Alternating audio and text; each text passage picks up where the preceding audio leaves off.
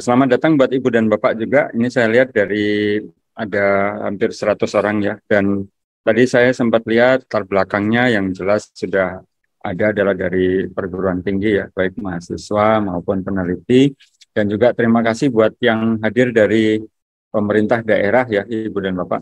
Karena jarang sekali dari pemerintah daerah itu bisa meluangkan waktu. Jadi kami sangat menghargai upaya Ibu dan Bapak karena apa yang akan kami sampaikan ini juga akan berkaitan dengan daerah Ibu dan Bapak. Slide materi saya sudah tersedia di chat, ya, linknya bisa diklik, bisa di-download. Ibu dan Bapak, ini adalah slide-nya, ya, slideshow. Nah, terima kasih, ini sudah ada yang membuka slide langsung. Saya lihat ada banyak ikon. Nah, ini adalah materi yang menurut saya jadi bisa diposisikan di hulu, ya, di bagian awal, ya. Bisa juga sebenarnya diposisikan di bagian akhir ketika kita ingin menyebarkan data dan informasi khususnya tentang iklim, ya. Jadi tadi Pak Joko Wiratmo juga sudah menjelaskan berbagai hal yang berkaitan dengan El Nino, kemudian tentunya perubahan iklim ya, kemudian ada El Nino, ada Enzo. Kemudian ada tadi juga disinggung masalah keterbatasan data dan seterusnya ya. Juga terkait dengan pemodelan ya. Di sini pemodelan kan kita semua sepakat ya, Ibu dan Bapak sepakat bahwa pemodelan itu baru akan bagus kalau datanya cukup banyak. Gitu. Nah, di sini saya akan menyampaikan pendek saja sebenarnya, yaitu terkait data iklim untuk masyarakat, Ibu dan Bapak. Nah, di sini saya melihat sebenarnya ini bukan hanya urusan perguruan tinggi dan juga bukan urusan lembaga-lembaga yang memang berkecimpung di bidang itu, ya. Salah satunya misalnya BMKG begitu. Ini bukan hanya domain atau peran serta dari mereka-mereka. Namun demikian ini juga menjadi peran Ibu dan Bapak sekalian yang ada di pemerintah daerah. Bisa di dinas, ya, dinasnya tuh bisa macam-macam, bisa dinas ESDM, dinas lingkungan hidup, dinas pertanian, kemudian ada lagi mungkin apa namanya di beberapa tempat tuh ada bapedanya ya, bapeda itu termasuk di situ. Jadi itu adalah tanggung jawab juga Ibu dan Bapak yang bertugas di area itu. Nah, di sini saya gambar patung ini terkenal ya. Saya lupa nama aslinya, tapi kalau di Indonesia kan kira-kira sang pemikir begitu ya. Jadi kita semua yang hadir di sini itu memang pasti dituntut untuk indikator kinerja utama, salah satunya ya Ibu dan Bapak juga pasti sama. Bahkan kegiatan ini pun itu sebenarnya tidak lain karena IKU. Jadi tidak lepas dari itu gitu ya. Nah, ikunya macam-macam ya, ada yang di bidang mengajar, meneliti, mengembangkan institusi, mengabdi kepada masyarakat, memberikan pelayanan begitu ya, yang secara umum sebenarnya juga menjadi tanggung jawab Ibu dan Bapak yang ada di konsultan misalnya, di industri, yang di Pemda begitu. Tentunya dengan proporsi yang berbeda-beda ya. Tapi kata kuncinya mestinya sama. Jangan dikira misalnya Ibu dan Bapak ada di Pemda kemudian tidak punya porsi untuk melakukan pendidikan kepada masyarakat misalnya. Tidak. Dengan Bapak dan Ibu misalnya diundang untuk memberikan pencerahan di bidang apapun yang Ibu dan Bapak lakukan ya di dinas, itu adalah pendidikan fungsinya. Jadi sebenarnya fungsi ini itu semuanya kita semua itu punya peran di sini. Nah, saya ajak Ibu dan Bapak juga berpikir, termasuk adik-adik mahasiswa, ya mau S1, S2, atau mungkin ada mahasiswa S3 di sini ya. Saya ingin Ibu dan Bapak juga berpikir gitu, berkaitan dengan data. Ya, ini saya kasih contoh ya. Ini ada foto di Jalan Taman Sari di Bandung ya, dekat dengan ITB. Kalau kasus ini posisinya dekat dengan Unisba, Universitas Islam Bandung. Jadi Jalan Taman Sarinya sudah bagian bawah ya, dekat dengan Wastu Bencana. Jadi ada toko serba ada di situ ya. Ada Mart begitu, di depannya ada taman kecil begitu. Ya, yang unik adalah ketika saya lari lewat situ saya lihat, loh ini kok sumur resapan begitu ya. ada plakatnya sumur resapan gitu. Kemudian saya amati, saya tengok depannya, belakangnya, samping dan lain-lain, saya kehilangan jejak begitu. Ini sumurnya ada di mana begitu ya. Jadi sumurnya sendiri sudah tidak terlihat ya, sumur resapan ini. Ya, entah mungkin sumurnya dulunya tidak tidak ada taman di situ, sumur resapannya ada di bawah dari taman itu, saya juga tidak tahu ya. Tapi intinya sumur resapannya sudah tidak ada. Ataukah taman itulah sumur resapannya? Saya juga tidak tahu, gitu ya. Nah, ini saya post di Facebook tanggal 7 Maret 2023 ya, yang lalu. Nah, di sini menjadi salah refleksi kita, saya waktu itu. Saya melihat bahwa sumur resapan misalnya ya, ini memang tidak terkait langsung dengan iklim, tapi kan tadi sudah dijelaskan juga oleh Pak Joko Wiratmo ya, bahwa air hujan, ya, cuaca, iklim itu juga berkaitan dengan hidrologi. Nah, yang saya bahas di sini adalah air tanah, karena bidang kerja saya di hidrogeologi, air tanah. Nah, bagaimana sumur resapan itu kemudian menjadi sebuah program yang sebenarnya mungkin efektivitasnya tidak merata di semua tempat ya. Kenapa? Karena yang mana sumur resapan itu mestinya dibangun di daerah dengan angka permeabilitas atau angka kecepatan resapan air yang besar. Ya, masuk akal ya. Jadi kan tujuannya untuk meresapkan air hujan katanya. Nah, ketika sumur resapan itu kemudian dicanangkan program misalnya 1.000 atau 1.000.000 sumur resapan, kemudian ditunjuk satu lokasi, 2 lokasi dan seterusnya yang ternyata nilai permeabilitas atau tingkat infiltrasinya rendah, maka kan sebenarnya sumur resapan itu menjadi tidak efektif gitu ya, karena akan menjadi kubangan saja gitu. Nah, itu kan data bermain di sini. Begitu ya, bermain dalam arti begini, pihak Pemda ketika ingin melaksanakan program sumur resapan, maka kan beliau-beliau ini mungkin bisa jadi anggarannya tidak termasuk untuk menguji permeabilitas ya dari tanah. Mungkin anggarannya hanya untuk membuat sumur resapan. Nah, akibatnya beliau-beliau ini pastinya googling ya, pastinya googling dong. Daerah mana ini yang permeabilitasnya tinggi gitu ya. Nah, ketika googling, yang didapatkan mungkin tidak memuaskan. Gitu ya. Misalnya ada instansi lain yang pernah melakukan, tapi laporannya tidak lengkap. Di dalamnya tidak ada data, hanya narasi misalnya. Kemudian mungkin ada juga repositori atau digital library dari perguruan tinggi yang memuat hasil skripsi misalnya atau penelitian mahasiswa. Dari judul terlihat bahwa penelitian itu melakukan pengukuran permeabilitas, misalnya di Kota Bandung, gitu. Tapi ketika dibuka, ternyata PDF-nya tidak lengkap juga, gitu. Yang bab data disembunyikan, gitu ya. Jadi kehilangan ini lagi, jejak lagi ya pihak Ibu dan Bapak yang bekerja di Pemda ini. Kemudian misalnya menggoogle, kemudian muncul makalah ilmiah misalnya di suatu jurnal atau di sebuah proceeding misalnya ya, di sebuah seminar. Berujung dengan kekecewaan juga ketika dilihat papernya ternyata isinya hanya ada datanya tapi data berupa angka minimum maksimum rata-rata gitu ya. Titik lokasi pengukuran permeabilitasnya tidak disebutkan di peta, hanya ada petanya ya, tapi titiknya tidak ada koordinatnya misalnya. Kemudian angka persisnya tidak dimuat karena yang disampaikan hanya minimum maksimum dan rata-rata misalnya. Nah, itu kan mengakibatkan menjadi tidak ini juga ya, tidak, pencarian menjadi gagal, pencarian data dan informasi menjadi gagal gitu. Nah, di sisi yang lain Ibu dan Bapak Pemda seperti halnya juga di perguruan tinggi ya dan program yang lain kan dituntut juga IKU begitu ya.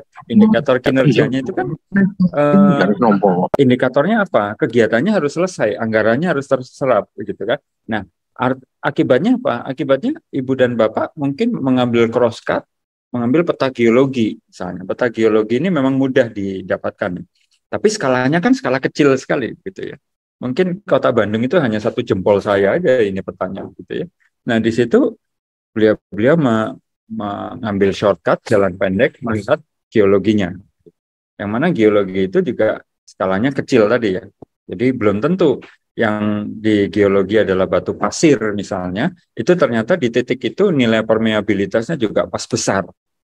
Itu juga belum tentu karena skalanya kecil. Nah, akibat dari itu maka kemudian sumur resapan misalnya ditempatkanlah di beberapa titik gitu ya.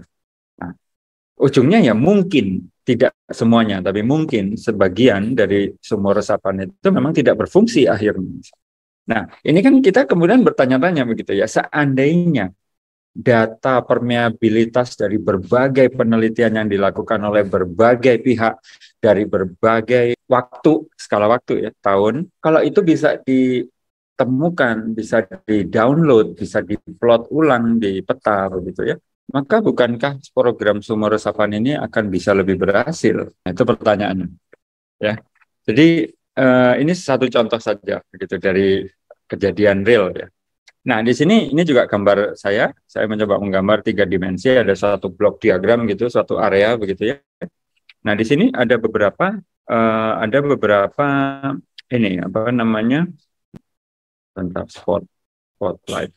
Nah, ada beberapa angka ya di sini ya. Jadi ada beberapa angka, ada aliran eh, kecepatan aliran air tanah misalnya, infiltrasi tadi sudah saya ceritakan. Kemudian di sini ada sungai, di sungai ini mungkin ada debit sungai ya, data debit sungai. Kemudian kalau di sini ada sumur, kemungkinan ada data pemborannya. Gitu. Kemudian di sumur juga biasanya ada data pumping test atau uji pompa begitu ya, yang ujungnya adalah untuk mengetahui debit yang aman untuk pengambilan airnya misalnya. Nah, itu kan beberapa data yang sebenarnya dari sejak tahun 70-an ya, ketika ilmu hidrologi meningkat begitu ya perhatiannya ke arah sana. Itu kan sudah dilakukan sebenarnya, tapi data masih mending manusia ya. Kalau sudah meninggal makamnya masih bisa dilacak begitu. Nah, kalau data makamnya juga sudah nggak ketemu begitu.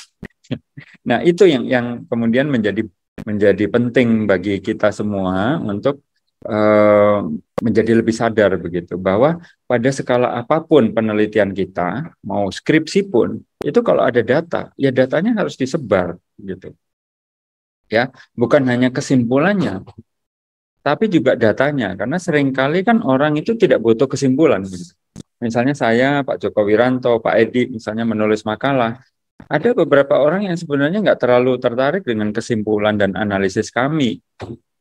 Ya, perhatiannya justru kepada data, bagaimana data yang dihasilkan oleh kami misalnya, kemudian dikombin dengan data dia, untuk dia membuat misalnya plot time series misalnya, ini tahun kemarin, yang ini data mereka tahun ini, kalau ada tersedia kan bisa dibikin garis ya untuk pengamatan.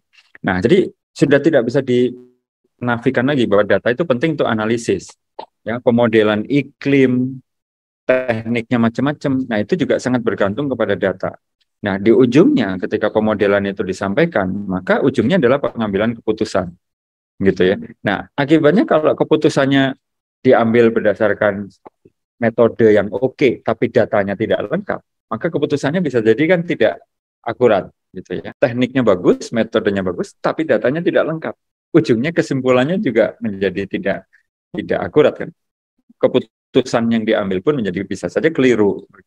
Nah, jadi di sini kita juga penting ya bagi kita untuk bersandar kepada data. Gitu. Nah, sekarang bagaimana sih cara membagikan data? Gitu ya. Nah, data itu sebenarnya apapun ya, itu yang penting bisa ditemukan. Nah, parameter atau indikator ditemukan itu kalau zaman sekarang ya kalau di Google muncul, misalnya di Google ya, data terbuka gitu ya, Dasapta Erwin di Google, maka muncul gitu. Nah, coba Ibu dan Bapak ketik ya di komputer masing-masing data terbuka ya. Bahasa Indonesia dari open data ya, data terbuka, kemudian spasi Dasapta Erwin. Mestinya Ibu dan Bapak akan menemukan slide yang sama. Yang saya post 2 tahun yang lalu kalau tidak salah begitu. Nah, itu satu contoh saja, apapun yang kita bagikan termasuk data, kalau bisa di Google dengan kata kunci yang minimum dan ketemu. Nah, itulah indikator keberhasilannya. Ya, itu yang pertama. Yang kedua, ketika Anda membagikan data, maka harus diyakini bahwa data atau informasi itu bisa dipakai ulang oleh orang lain. Ya, yang jelas bukan PDF. PDF itu tidak bisa diapa-apakan lagi. Walaupun banyak orang bilang kan PDF bisa di OCR dan lain-lain. Repot dan belum tentu berhasil. Gitu. Ya, dari tabel, Excel di PDF kan, kemudian diproses OCR menjadi Excel lagi. Belum tentu. Gitu ya. Walaupun teorinya bisa, tapi belum tentu sempurna. Kenapa tidak Excel-nya aja yang dibagikan? Gitu ya. Jadi katakanlah misalnya ibu dan bapak, adik-adik di sini ya mempresentasikan skripsinya misalnya atau penelitiannya atau kajiannya di satu seminar misalnya. Ya upload juga saja Excel-nya di satu tempat, kan sekarang banyak tempat-tempat untuk itu, even sebuah Google Drive misalnya ya, untuk kemudian disampaikan kepada audiens. Banyak orang juga pakai ResearchGate misalnya, itu di Google muncul di situ. Ya Excel-nya dibagikan begitu. Kalau ada peta ya SHP-nya juga dibagikan begitu ya. Terus mungkin ada yang bertanya juga, Pak Erwin, ini kan yang repot saya, kenapa orang lain yang enak begitu ya. Nah, kalau ada pertanyaan begitu saya balik nanya, Anda mau masuk surga aja susah amat begitu. Masuk surga aja pinginnya di emperan begitu. Kalau Anda bagikan SHP dan Excel-nya mungkin masuk ke surga yang betulan, bukan emperannya kan begitu. Jadi kalau mau membagikan sesuatu, apapun itu, termasuk data, harus sepenuh hati. Itu maksudnya. Seperti halnya slide saya ini, kan saya bagikan Google Docs-nya. Artinya, Ibu dan Bapak, teorinya, bisa mendownload slide ini, mengganti namanya menjadi nama Ibu dan Bapak, kemudian besok hari mempresentasikan hal yang sama sebenarnya kan. Mestinya kan begitu. Ya. Tapi saya tidak peduli. Jadi, tapi slide ini, setelah presentasi berakhir akan saya taruh di blog saya juga supaya suatu saat di Google muncul lagi. Nah, itu yang kedua, harus bisa dipakai ulang ya. Jadi apapun yang Ibu dan Bapak bagikan, formatnya harus bisa dipakai ulang. Orang itu tidak perlu repot lagi, harus segampang mungkin gitu ya. Yang ketiga, mudah dipahami. Artinya apa? Ibu dan Bapak harus ngasih catatan pendek begitu. Data ini data apa, diambil di mana, caranya bagaimana, lokasinya persisnya di mana ya. Kan ada koordinat juga, tapi kan perlu disampaikan. Misalnya diambil di Kota Bandung misalnya. Datanya apa? Data infiltrasi. Metodenya pakai apa? Pakai infiltrometer misalnya. Mereknya Anu gitu. Diambilnya kapan? Di tahun 2022 misalnya. Bulan apa? Bulan Juni. Musimnya apa waktu itu? Misalnya kemarau misalnya. Itu kan penting untuk diketahui orang. Tapi kan kita suka malas ya nulis dokumentasi begitu. Padahal kita kalau misalnya beli barang misalnya di IKEA begitu ya, diminta merakit gambar barang itu. Kalau nggak ada petunjuknya, nggak ada dokumentasinya kan kita kesulitan dan kita marah-marah begitu ya. Nah, mari kita tempatkan diri kita menjadi pembaca atau tadi ya konsumen IKEA tadi. Jadi kalau bikin mebel ya harus sama petunjuk perakitan. Ya ini juga sama gitu ya.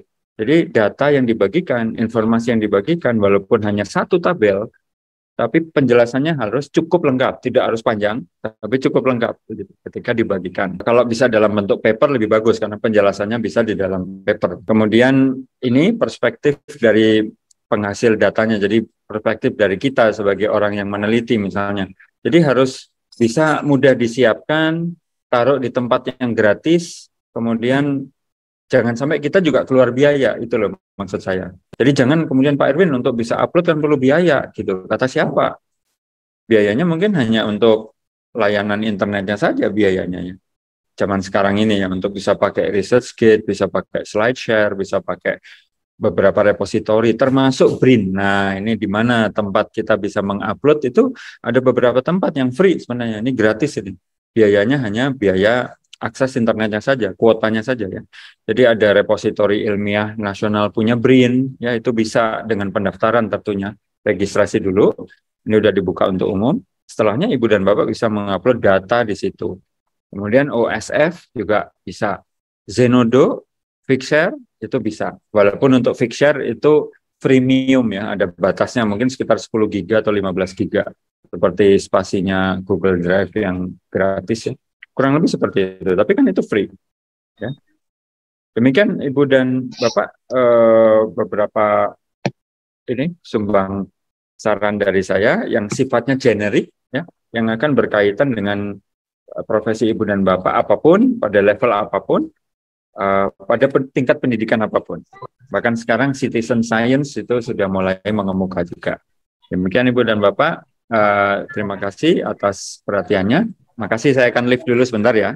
Terima kasih, terima kasih. Assalamualaikum Baik, terima warahmatullahi kasih wabarakatuh. Mas.